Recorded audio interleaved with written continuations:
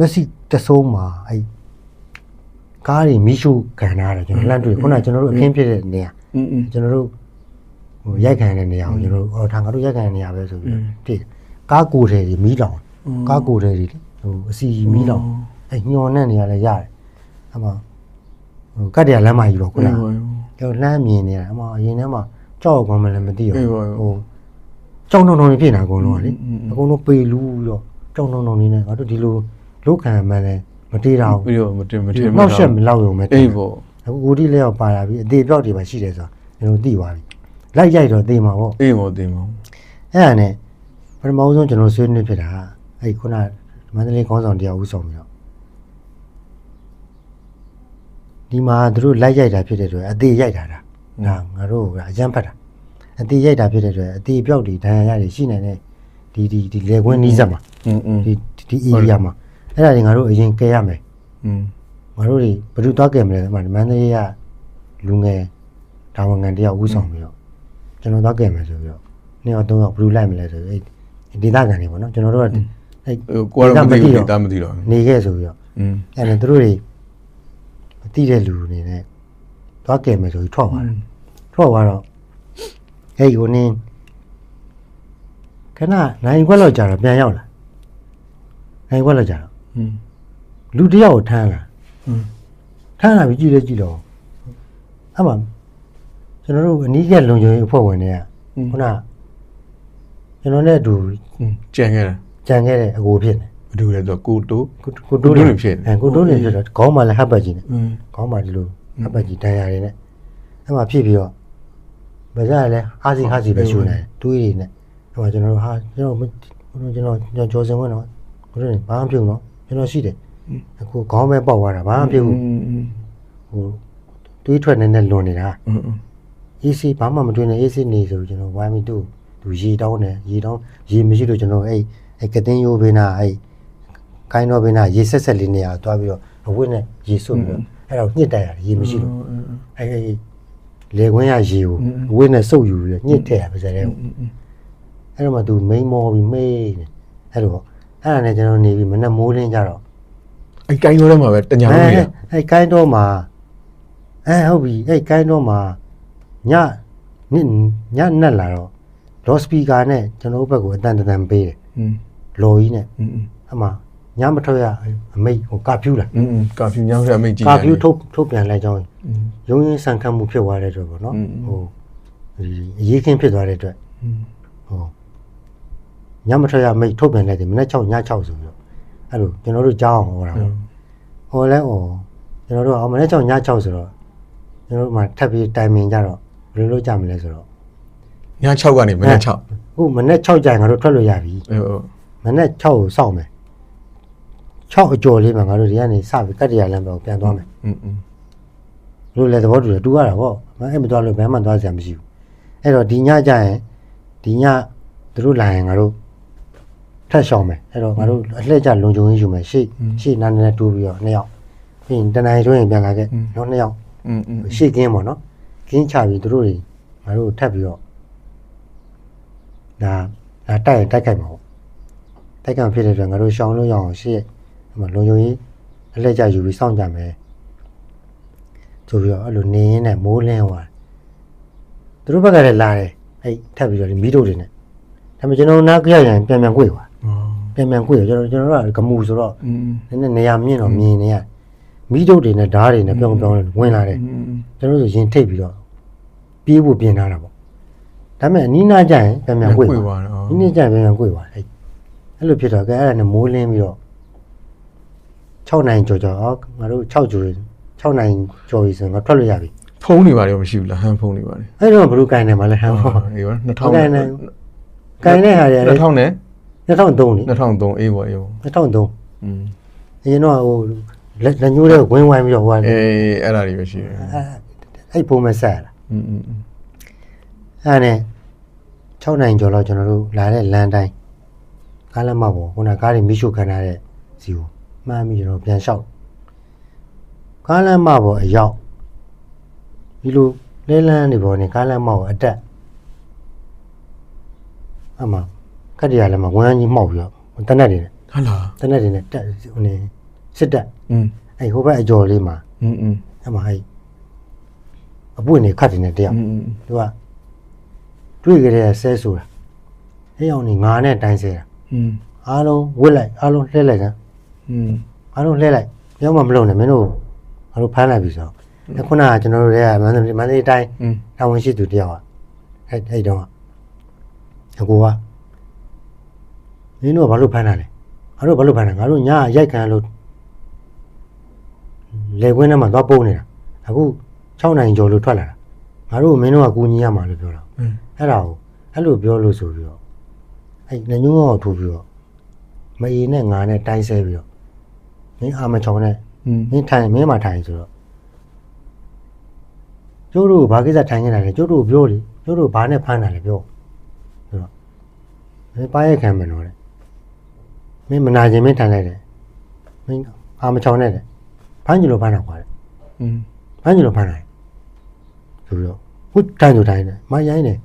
အဲ့ကုန်းနေစားရပြီးမူးယူနေတယ်ပေါ့အဲ့အရာရှိနော်အပွင့်နေခက်တယ်နဲ့အဲ့တော့မှသူ့တကူလုံးအရက်နက်နေပဲမင်းတို့ကနီးရဲပြီးတော့ကွင်းနေရလဲကွင်းနေရမ်းစားတာအဲ့လိုမိုင်းမရိုင်းနဲ့မေနဲ့ကင်ဆယ်ပြီးကျွန်တော်တို့ထိုင်ရိုက်တာ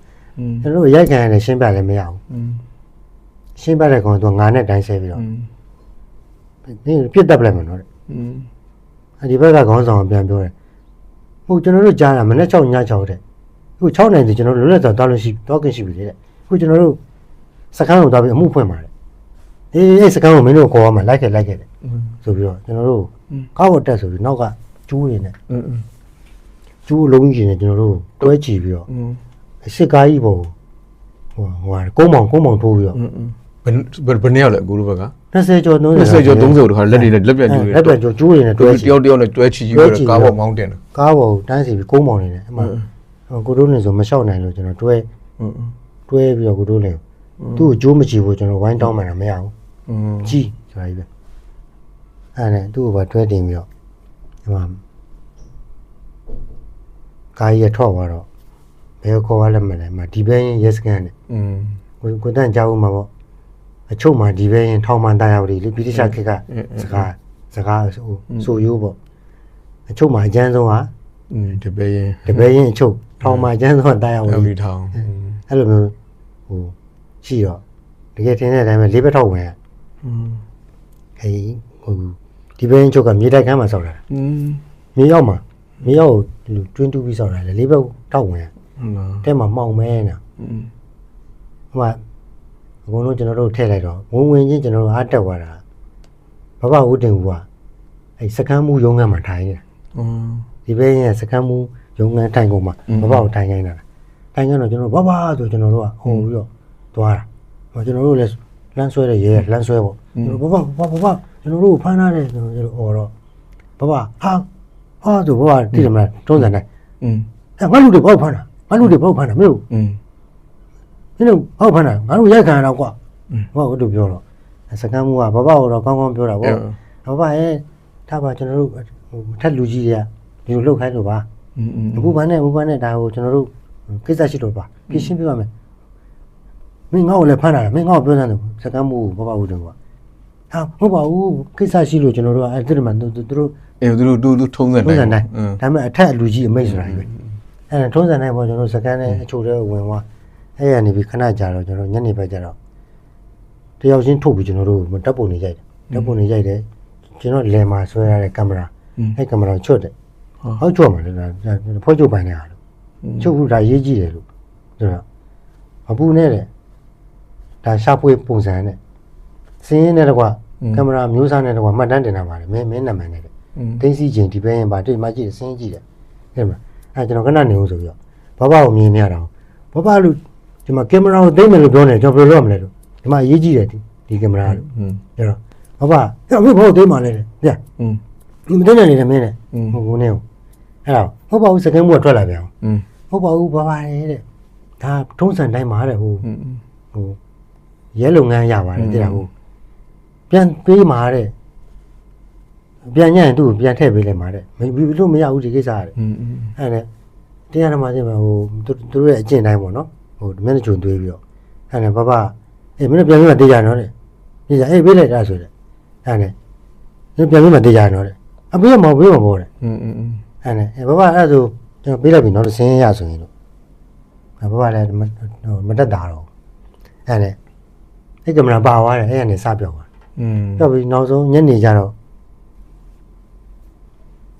ကားပေါ်အကုန်တက်ဆိုပြီးစကန်ကထုတ်တော့ဘာလို့မလဲပေါ့ငါတို့လွတ်ပေးတာလားဒါမှမဟုတ်ထိန်းသိမ်းစကန်လားပေါ့မဲဟုတ်မလဲအားလုံးစင်းဆိုစင်းနဲ့စင်းကြည့်လောက်ဘွားကနေရွှေဖို့အချင်းထောင်တယ်ဟာပြဿနာပဲကျွန်တော်လည်းပထမဆုံးချိန်အမှထောင်မလို့ဘူးလားပထမဆုံးချိန်ခုနကပထမဆုံးချိန်စကန်မှာချုပ်ခံရတယ်အခုလည်းပထမဆုံးချိန်အချင်းထောင်ရှိမှာဟာငါဒီထောင်ထဲကိုသွားရမှာပဲဆိုပြီးတော့ဒီမတရားကိုလည်းရိုက်ခံရတယ်ကဘာပြတ်တယ်လို့ပဲကိုလည်းအခုမတရားထောင်ထဲဝင်ရတော့မယ်ဆိုပြီးတော့အဲ့ထောင်ထဲဝင်လိုက်ရတယ်ပေါ့ဝင်ပြီးတော့မှလူတူလူမကြွေးဟိုကျွန်တော်တို့နှိပ်ဆက်ဟိုစစ်ကြောရေးနဲ့ဖမ်းဆီးပြီးတော့မှစစ်ကြောရေးပဲကျွန်တော်ဆိုဝင်လောက်ရှိတယ်10ရက်လောက်ရှိတယ်ကျွန်တော်စစ်ကြောရေးအမှစစ်ကြောရေးဆိုမျိုးမျိုးနှိပ်ဆက်ဟိုနှိပ်ဆက်မေးပေါ့ရောင်းနေမင်းနဲ့မှကျွန်တော်မှတ်မိသေးတယ်မှဘုံမူကြီးတယောက်အဲ့ဟိုထောင်းလန်းရေးပေါ့ဟိုမင်းနဲ့ငါမွေးငါသားလောက်ရှိတာမင်းကကိုချင်းစာလို့တော့တဲ့မင်းအပြောက်ရှင်းလောက်ရတယ်ရှေ့မှာဟိုပစ္စတိုတွေရောကြီးစံတွေရောချတာ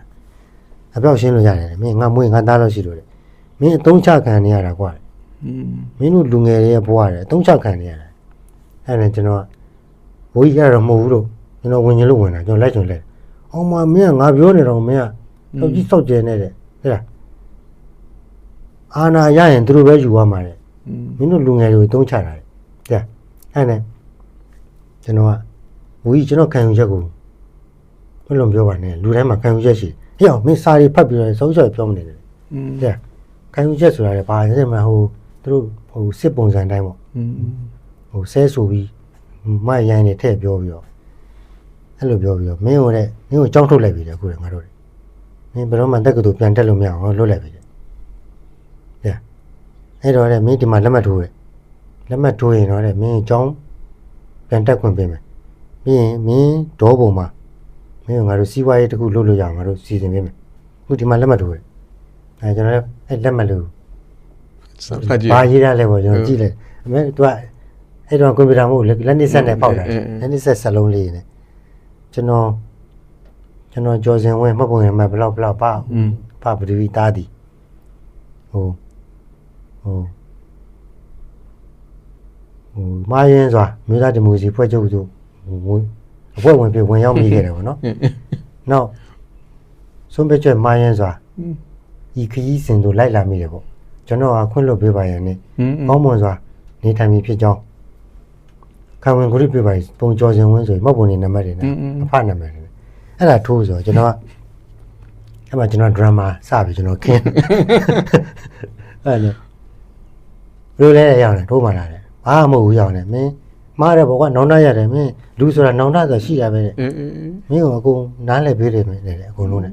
မင်းလူတက်20ပဲရှိသေးတယ်မင်းအမှထိုးလိုက်လို့မင်းကဘယ်သူမှလည်းလက်ညှိုးမထိုးဘူးတဲ့ဒါလောကရဲ့သဘောပြတယ်မအဲ့လိုကျွန်တော်တရားဟောတာပေါ့အဲ့နဲ့ကျွန်တော်တနေ့လေးပြုံးလိုက်ပြီးတော့ဝီးတို့ကျွန်တော်ဘေးကစိုက်ကားသမားလို့ကျွန်တော်ဘေးကစိုက်ကားနင်းတယ်လို့စိုက်ကားသမားလို့ငကိုရဲ့တလန်းလုံးကကျွန်တော်စိုက်ကားသမားတာပဲခေါ်တာလို့အခုနောက်တဲ့ဘွဲတစ်ခုရအောင်လုပ်နေရလားလို့ကျွန်တော်ဘာလုပ်ရမလဲကျွန်တော်တစ္ဆာပေါက်ဆိုတဲ့ဘွဲထပ်ပေးနေရလားအဲ့ဒါဘယ်တော့ဘယ်လိုရှိနေတဲ့ကောင်လဲမသိဘူးဘေးနားမှာဖြောင်းဆိုကျွန်တော်ရိုက်ထလိုက်ကောဒီနားနှစ်ထင်းကိုရိုက်ရတယ်ကျွေးရတယ်လဲကြောက်ကျွန်တော်တို့လဲပြီးခုံကနေကြလို့ကြတော့ခုံပြန်မပြီးတော့ငါနဲ့တိုင်းဆဲစောက်ကြီးစောက်ကျဲနဲ့ဟမ်ဟေ့စိုက်ကားသမားသားဟမ်စောက်ကြီးစောက်ကျဲနဲ့မင်းကိုစီးပွားရေးပေးလို့ပါမယ်ဆိုတော့ဘာမှမဟုတ်တဲ့အတုံးချခံမင်းကိုအတုံးချနေတယ်မှာမင်းကပြောနေဟဲ့လားဆိုပြီးတော့ကန်ကြောက်တာကျွန်တော်ဆိုမှလဲထွက်နေအဲကျွန်တော်ခေါင်းပြန်တူရောက်ထိုးဆိုပြီးတော့ကျွန်တော်လက်ကိုဒီဇပွဲပေါ်မှာဒီလိုတင်ပြီးတော့ကြီးစံတွေကိုလက်ကြားထဲမှာစီလိုက်ထောင်လိုက်ကြီးစံတွေကိုလေလက်ငါးရောင်းထဲမှာထောင်ပြီးတော့လက်ကိုဒီလိုညှစ်နားတာပေါ့လက်ဒီဘက်ကလည်းချုပ်ထားတယ်လေအမအသက်ခတ်အောင်ဒီလက်လေးသားလေးတွေကအယိုးနုတွေအော်ရတာ အဲ့မှာကျွန်တော်ဟိုဆုံးပါသွားတဲ့ဒီစကိုင်းတိုင်းတာဝန်ရှိသူတယောက်ကအဲ့ခုနကလိုသူစပန်ရွှေဘိုထောင်ထဲရောက်တော့အတူတူခန်းထဲမှာအတူတူနေတော့သူကမှားတာရှိတယ်ငါတူငါသားတဲ့မင်းအသက်20ပဲခုမှပထမဆုံးထောင်ထဲရောက်ဆိုတော့မင်းကိုတဲ့အကောင်းဆုံးအကြံပေးမယ်ယောက်ျားပဲကွာတဲ့လောကရန်ရှိမှာပဲတဲ့မင်းကြိုက်လို့လုပ်ခဲ့တယ်အဲ့တော့ငါပေးတဲ့ဥပမာငါပြောတဲ့အတိုင်းပဲမင်းအန်တုဖို့ကြိုးစားတယ်ဟုတ်ကဲ့ဆိုပြောပါအောင်ဆိုတော့ဟေ့အောင်နဲ့ဒီကောင်နေမင်းကိုမကြခင်လာခေါ်ထုတ်တယ်မယ်ငါ့ကိုလည်းခေါ်ထုတ်ပါဒီကောင်နေဘာလုပ်လို့တဲ့မဟုတ်တော့ကတွေတော့ငါတို့ကလက်ခံမှာမဟုတ်ဘူးတဲ့ငါယူมาတဲ့မင်းကိုလည်းတဲ့တခုတော့ရှိတယ်တဲ့နီးတနည်းရှိတယ်ကွာသူတို့ကောင်းတာမေးခွန်းနေပြန်မေးငါတို့ကဘာလဲသိအောင်ကောင်းတာမေးခွန်းပြန်မေးနောက်နှိမ့်ဆက်လို့ရှင်အော်တာအော်တယ်ရောဟုတ်ဆိုနော်တခြားအကျဉ်းသားတွေသိအောင်ကြောက်အောင်သူတို့အဲ့ဆိုနည်းနည်းညွန့်သွားတယ်ကွာငါတို့ကအန်ကျိတ်ပြီးတီးခံလေငါတို့ပဲနာလေငါတို့နှလုံးယောဂါရတယ်ကွာအဲ့နှလုံးယောဂါနဲ့သွေးတိုးယောဂါတွေငါတို့မှနောက်ဆုံးဟာအတက်တွေပါမိတယ်မှာငါတို့လူကြီးကပူဆိုးတယ်နောက်သူတို့နှိမ့်ဆက်တာကိုတခြားသူတွေကြားရင်လူရဲ့သဘောကနည်းနည်းညွန့်တတ်တယ်ကွာငါတို့မဟုတ်တာလုံတာဟိုကောင်ကြားသွားပြီဆိုပြီးတော့တစ်ထောင်လုံးကြားနေတယ်ဆိုပြီးအဲ့ဒါနဲ့ပြောတော့ကျွန်တော်အော်တာကြည်စံလက်ကြညတော့လိုတာတဲ့ကျွန်တော်ဘာမှမသိတော့တက်ကုန်းအော်တာညစ်ပြီးအော်တာလူငယ်တန်လေပြီးတော့အဲ့ဒါအော်ရမလားဆိုပါရဲ့ရောမင်းစောတန်ကျွန်တော်ဘာမှမသိတော့ဘူးအေးပူထူပြန်အော်တာပူထူနေပြီအမြကြည်စံနဲ့ညစ်တော့အော်တာမပြလို့ဒါဘာတပါးထက်ရတယ်ဆိုတော့ပါရဘာဖြစ်လဲအော်တယ်ဗျာဆိုတော့ပါရိုက်ပြီးသွားကျွန်တော်နောက်မှလိုက်အော်ဒီကောင်တော့ကျွန်တော်စိတ်ပိတ်ကန်တာအဲ့နောက်ပိုင်းဘယ်လိုဖြစ်သွားလဲဆိုတော့ဟိုမင်းကပုံမှန်ကတ်လိုက်ပြီတဲ့မင်းနဲ့မလို့ချင်လို့ငါမွေးငါသားလို့ပဲရှိလို့တဲ့တဲ့မင်းကပုံမှန်ကတ်လိုက်ပြီမင်းတရားရုံးထွက်ရမှာထွက်တယ်ပေါ့ဗျာလို့ဘူကြီးလို့ကျွန်တော်ပြောမယ်ကျွန်တော်ကြောက်တယ်နော်လို့ဒါပေမဲ့ကြောက်နဲ့ကျွန်တော်ဘူကြီးကိုပြန်ခံပြောနေတာလို့ကျွန်တော်ကြောက်နေတယ်လို့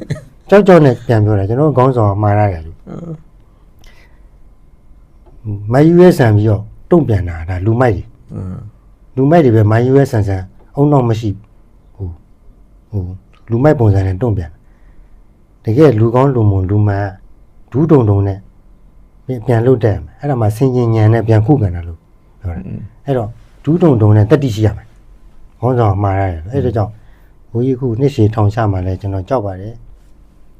ခုနနှိမ့်ဆက်တယ်လဲကျွန်တော်ဘယ်တော့နာကျင်ခဲ့ဒါပေမဲ့မတက်နိုင်ဘူးလို့လက်ကျွန်တော်ဘိုးကြီးလက်ခုတည်းရည်ပဲလို့စောက်ကြီးစောက်ကျဲကောင်းရတယ်ထောင်ချခံနေတော့ငါ့ကိုလာပြီးတော့နောက်ဆုံးကျွန်တော်ရေးပေါ်ငားညဆိုပြီးကျွန်တော်အကုန်လုံးပေါ့အခန်းလေးရှိပါငားညကျော်စင်ဝင်းဘာဘသူရေးပေါ်ငားညဖြစ်စဉ်ချင်းမုံရွာခရိုင်ဒီဘဲရွှေဘိုခရိုင်ဒီဘဲမြို့နယ်နင်စုပူရန်လှုပ်ဆောင်မှုဖြင့်ဖန်စီထိမ့်ထားခြင်းဖြစ်သည်ဆိုပြီးအခန်းလေးရှိမှာကတ်တန်းလေးအဲ့မှာစေကျော်ရေးလွတ်ပုံမှန်ကတ်တယ်တော့အိမ်ပြန်ပို့ပြီးမှစီစဉ်မရှိတော့ဘူးပေါ့ပုံမှန်ကတ်ပြီးမှရုံးထွက်ကိုစောက်ရုံးထွက်စောက်တော့ဟေး9လနဲ့16ရက်မှာရုံးတော့တရုံးမှမထွက်ရပဲနဲ့9လကြာသွားပြီးတော့9လနဲ့16ရက်မြောက်နေ့မှာကျွန်တော်တို့ချက်ချင်းဘူးအောင်လိုက်ခဲ့ပြည်စည်းတွေအကုန်သိမ်းဆိုပြီးတော့အဲ့တော့မှလွတ်တာအဲ့မှာကျွန်တော်ကြားတာဒေါန်ဆန်းစုကြည်နဲ့သူတို့တွားတွေ့လိုက်ပြီးတော့တဲ့အကုန်ပြန်လွတ်ပေးမယ်ဆိုပြီးတော့အန်ဒီနဲ့သူတို့နဲ့ညှိလိုက်တယ်စကားပြောဆိုလိုက်တယ်ကြားတယ်ပြောဆိုပြီးပြန်လွတ်ပေးမယ်ကျွန်တော်တို့တွားအကြောင်းကြားတယ်ပြောတာပဲအဲ့နည်းနဲ့ကျွန်တော်တို့ပြန်လွတ်လာ